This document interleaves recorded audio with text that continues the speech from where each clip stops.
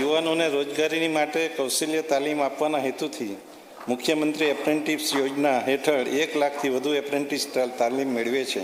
આ યોજના સેવા ક્ષેત્ર દ્વારા પૂરા પાડવામાં આવતા એપ્રેન્ટિસ કાર્યક્રમોને પણ આગળ વધારવામાં મદદરૂપ બનશે. આ તાલીમાર્થીઓને માસિક ₹3,000 સુધીની સહાય માટે ₹80 કરોડની જોગવાઈ સૂચવું છું. રાજ્યમાં સંશોધન અને ઉદ્યોગ સાહસિકતાને પ્રોત્સાહન આપવા આઈઆઈટી મોડેલ પર એલડી એન્જિનિયરિંગ કોલેજ અમદાવાદ ખાતે રિસર્ચ પાર્કની સ્થાપના કરવા માટે ₹51 કરોડની જોગવાઈ સૂચવું છું. માન્ય અધ્યક્ષશ્રી, અમારી સરકારે ટેકનોલોજીને પરિવર્તનનું સાધન ગણેલ છે. સ્ટાર્ટઅપ માટે આઈ હબ અમદાવાદ ખાતે ઊભી થયેલ ઇકોસિસ્ટમને વિસ્તારતા સુરત, વડોદરા, મહેસાણા અને રાજકોટ ખાતે આઈ હબ રિજિયોનલ સેન્ટર સ્થાપવામાં આવશે, જેના માટે ₹80 કરોડની જોગવાઈ સૂચવું છું. સ્ટાર્ટઅપ ક્ષેત્રે રાજ્યની સરકારની નીતિઓથી યુવાનોને વિચારથી વ્યવસાય સુધીનું પ્રોત્સાહન મળી રહ્યું છે. યુવાનોની નવીન વિચારશક્તિ, ટેકનોલોજી પ્રત્યેની અભિરુચિ અને સાહસના કારણે અત્યાર સુધી આશરે 16,000 જેટલા સ્ટાર્ટઅપ નોંધાયેલા છે, જેના પરિણામે રાજ્યને ભારત સરકાર દ્વારા બેસ્ટ પરફોર્મન્સ સ્ટેટનો એવોર્ડ મળેલ છે, જે બદલ રાજ્યના યુવાનોને અભિનંદન આપું છું. માન્ય અધ્યક્ષશ્રી, દેશના ઔદ્યોગિક ઉત્પાદનમાં 19% યોગદાન સાથે ગુજરાત રોજગારી સર્જન માટે ખૂબ જ મહત્ત્વનું એમએસએમઈ ઇકોસિસ્ટમ ધરાવે છે. 29 લાખથી વધુ એમએસએમઈ રજિસ્ટ્રેશન ધરાવતા અગ્રેસર રાજ્યોની સૂચિમાં ગુજરાત સ્થાન ધરાવે છે. આ એકમોને પ્રોત્સાહન આપવા માટે Atmanirbhar Gujarat scheme for assistance to MSME માટે ₹1,775 કરોડની જોગવાઈ સૂચવું છું. માન્ય અધ્યક્ષશ્રી, ઇઝ ઓફ ડુઈંગ બિઝનેસ આગળ વધારતા આગામી સમયમાં 25 જીઆઈડીસીને આધુનિક ટેકનોલોજીથી સ્માર્ટ બનાવવામાં આવશે, જેમાં ₹1,250 કરોડના રોકાણથી પાણી, વીજળી, ગેસ અને ડિજિટલ નેટવર્કનું સુદૃઢીકરણ કરવામાં આવશે. આ માટે ₹50 કરોડના રોકાણથી વધુ બીજી 120 મિની જીઆઈડીસીનું નવીનીકરણ કરવાનું આયોજન છે. માન્ય અધ્યક્ષશ્રી, રાજ્યના આદિવાસી વિસ્તારોમાં ઔદ્યોગિક પ્રોત્સાહન આપવા તેમજ રોજગારીની તકો મળી રહે તે માટે દાહોદ જિલ્લાના ઝાલોદ અને ગરબાડા તાલુકામાં 2 તથા અરવલ્લી જિલ્લા સહિતના અન્ય તાલુકાઓમાં 3 એમ 5 નવી ઔદ્યોગિક વસાહતો સ્થાપવાની જાહેરાત કરું છું. રાજ્યના ટેક્સટાઇલ ઉદ્યોગને વૈશ્વિક સ્તરે સ્પર્ધાત્મક બનાવવા માટે ગુજરાત ટેક્સટાઇલ પોલિસી અંતર્ગત ₹67,000 કરોડથી વધુનું રોકાણ થયેલ છે, જેના લીધે 2 લાખથી વધારે પ્રત્યક્ષ રોજગારી સર્જન થયેલ છે. આવનાર સમયમાં આ ક્ષેત્રમાં વધારે મૂડીરોકાણ અપેક્ષિત છે અને તેથી મોટાપાયે પ્રત્યક્ષ રોજગારીનું સર્જન થશે. આ માટે ₹2,755 કરોડની જોગવાઈ સૂચવું છું. રાષ્ટ્રના માલસામાન નિકાસમાં એટલે કે એક્સપોર્ટમાં 26%થી વધુ યોગદાન સાથે ગુજરાત સૌથી મોખરાનું સ્થાન ધરાવે છે. આ ક્ષેત્રને પ્રોત્સાહન, તાલીમ અને માર્કેટ સપોર્ટથી વધુ વેગ આપવા માટે ગુજરાત એક્સપોર્ટ પ્રમોશન કાઉન્સિલની સ્થાપના કરવાની જાહેરાત કરું છું. રાજ્યએ ઇઝ ઓફ ડુઈંગ બિઝનેસ અને ઇઝ ઓફ લિવિંગને વધુ સશક્ત બનાવવા ગુજરાત જન વિશ્વાસ જોગવાઈઓમાં સુધારા અધિનિયમ 2025 અમલમાં મૂક્યો છે, જેમાં 11 અધિનિયમો અને 516 જોગવાઈઓમાં હકારાત્મક કાયદાકીય સુધારાઓ કરવામાં આવ્યા છે.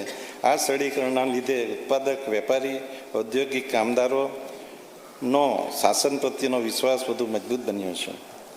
માન્ય અધ્યક્ષશ્રી, રાજ્ય સરકારના આત્મનિર્ભર ભારતના સંકલ્પ સાથે વોકલ ફોર લોકલની પહેલ હેઠળ તમામ જિલ્લાઓના ગ્રામ્ય તેમજ શહેરી વિસ્તારોના સંતુલિત પ્રાદેશિક વિકાસને પ્રોત્સાહન આપી રહી છે.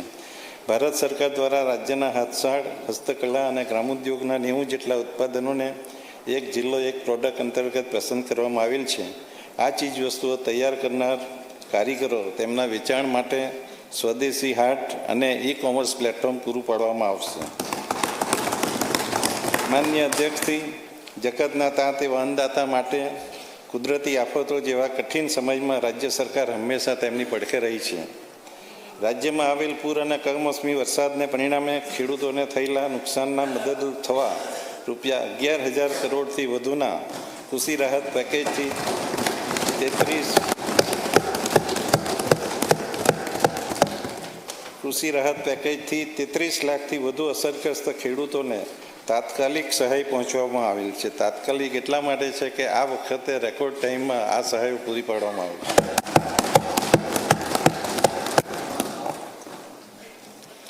વાવણીથી વેચાણ સુધી ખેડૂતોને સાથે રહી ચડ ઉતર થતાં બજારના ભાવોમાં મદદરૂપ કરવા 9,50,000થી વધુ ખેડૂતો પાસેથી રૂપિયા 18,000 કરોડથી વધુની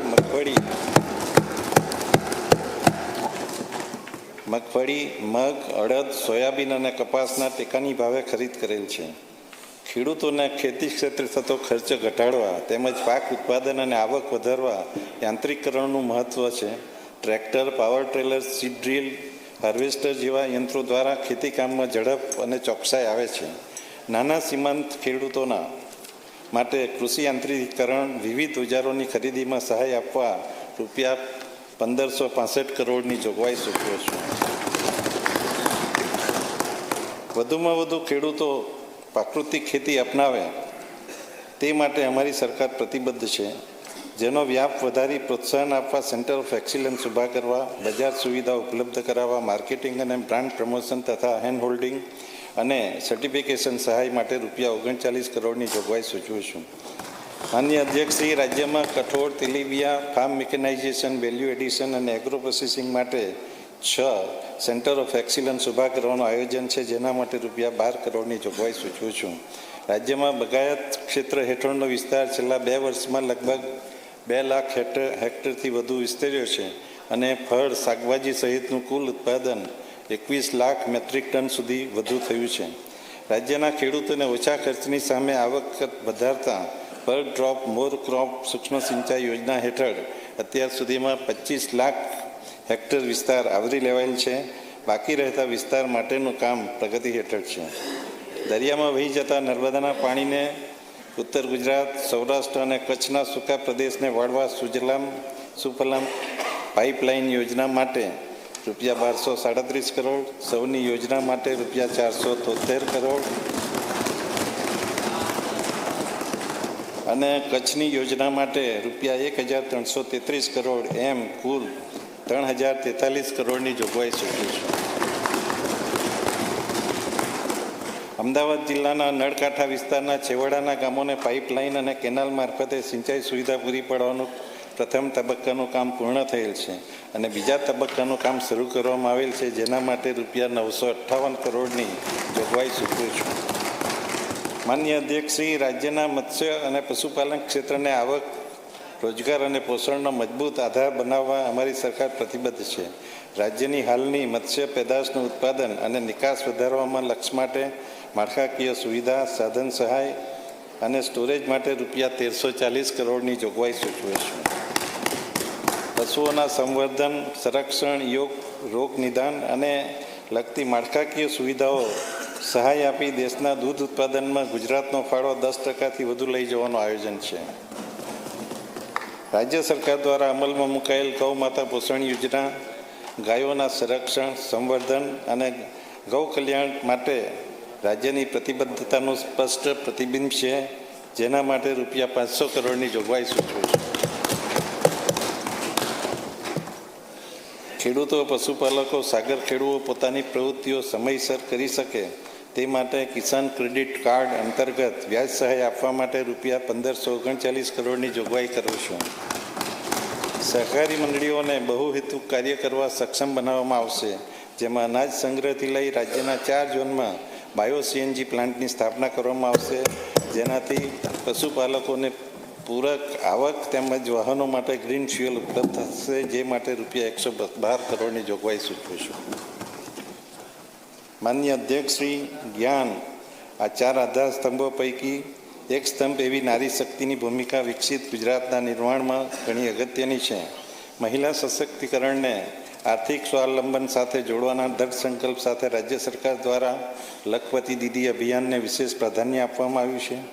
ગ્રામ્ય અને શહેરી બંને વિસ્તારોમાં મહિલાઓ દ્વારા સંચાલિત સ્વરોજગાર પ્રવૃત્તિઓ વિસ્તૃત કરવા, નવા વ્યવસાય શરૂ કરવા અને હાલના વ્યવસાયને સ્કેલઅપ કરવા માટે રૂપિયા 47 કરોડની જોગવાઈ સૂચવું છું.